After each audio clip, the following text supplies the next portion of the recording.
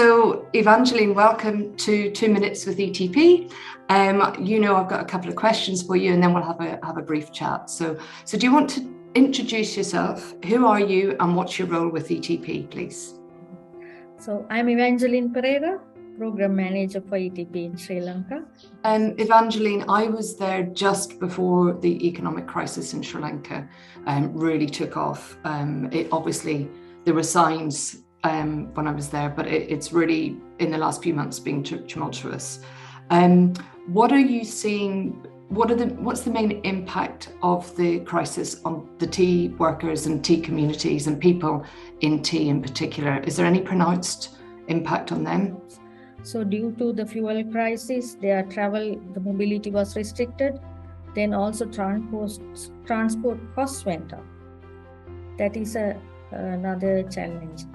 And of course, the cost of living, nutrition is a major issue. And then when the money is spent a lot for food, then educational support and the other essentials, they have to forego that.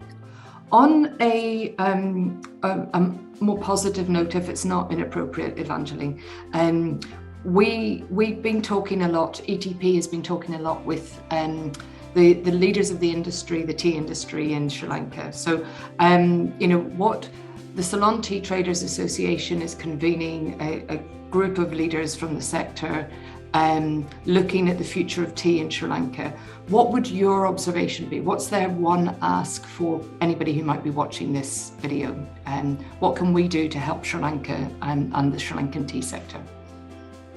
Very often I have been asked to promote Ceylon tea and also to support them with nutrition programs, especially home gardening. And as you know, fuel and of course fertiliser, they are the main two crises the industry has faced. But industry key stakeholders say that they will rise back on their feet.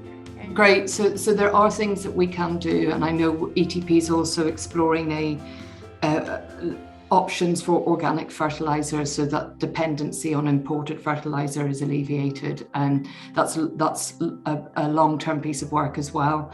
I